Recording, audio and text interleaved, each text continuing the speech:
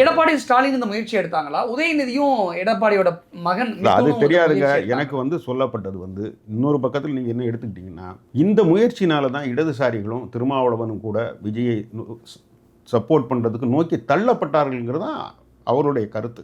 வெளிப்படையாக சொல்லப்படவில்லை. விஜய் என்பவர் ஜெயித்திருக்கிறார், 108 தொகுதிகளை வின் பண்ணியிருக்கிறார்.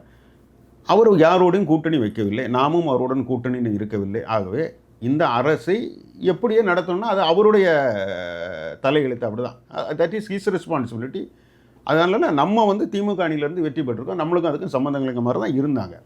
ஆனால் இடதுசாரிகளையும் திருமாவளவனையும் கூப்பிட்டு பேசி இப்படி ஒரு முயற்சி இருக்கிறது, அதிமுக தலைமையில் ஒரு ஆட்சி அமைப்பதற்கு திமுக உதவ போகிறது, அதுக்கு நீங்கள் வரலாம்ங்கிற ஒரு கேள்விக்கு சொன்ன பிறகு தான் நீங்கள் அதுக்காக அவர்கள் வற்புறுத்தப்படவில்லை, இருந்தபடி ஒரு ஐடியா இருக்குன்னு சொல்லியிருக்கிறாங்க. அதன் பிறகு தான் இடதுசாரிகளும் திருமாவளவனும் என்ன முடிவு பண்ணுறாங்கன்னா, பாஜக அணியில் இருந்து வெற்றி பெற்று அதிமுகவுக்கு நாம் ஆட்சி அமைப்பதற்கு நாம் கொடுக்க முடியாது ஒரு ஸ்டாண்ட் எடுத்துகிட்டு அந்த மாதிரி ஒரு பட்சத்தில் இவங்க வேறு ஏதாவது முயற்சி எடுக்கிற பட்சத்தில் நம்ம போவோம்னு சொல்லிக்கிட்டு தான் நம்ம விஜய்க்கு அந்த சமயத்தில் சைமல்டேனியஸாக விஜய் கட்டாயம் அணுகியிருப்பார் இல்லையா? அது முன்னாடி அணுகுனாரா பின்னாடி கட்டாயம் அவங்கள்ட்ட பேசிட்டார், நீங்கள் எனக்கு ஆதரவு கொடுங்க, நான் சொல்கிறேன். இப்போ திருமாவளவன் என்ன வரைக்கும் நீங்கள் அமைச்சராக வரைக்கும் அவருக்கு இருக்கிறதுக்கெலாம் ஆஃபர் பண்ணியிருக்காரு.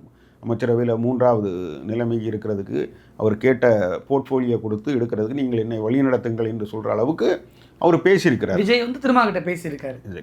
ஆனால் என்னென்னா அவர் வேண்டான்னு அவர் முதல் அது இதற்கு முன்னாடி ஒரு தடவை திருமாவளவனை முதலாக்குவதற்கு கூட ஒரு முயற்சி நடப்பட்டது அதிமுக திமுகவும் சார்பில். அதுவும் அவர் அப்படி பார்த்தா விஜய் எடப்பாடி மீது கோவப்பட்ட மாதிரியே திருமாவளவன் அவர்கள் மீது கோவப்பட்ட. திருமாவளவன் அது ஒத்துக்கலையா? அவரை திருமாவளவன் கேட்குறேன், திருமாவளவன் போய் என்ன பண்ணுங்கன்னு சொல்லுங்க. விஜய்க்கு திருமாவளவன் மீது சாஃப்ட் கார்னர் இல்லை, சாஃப்ட் கார்னர்னா எப்படின்னா திருமாவளவன் போய் இப்போ திருமாவளவன் அவருடைய அரசியல் இதை அவர் அறிந்திருப்பார்.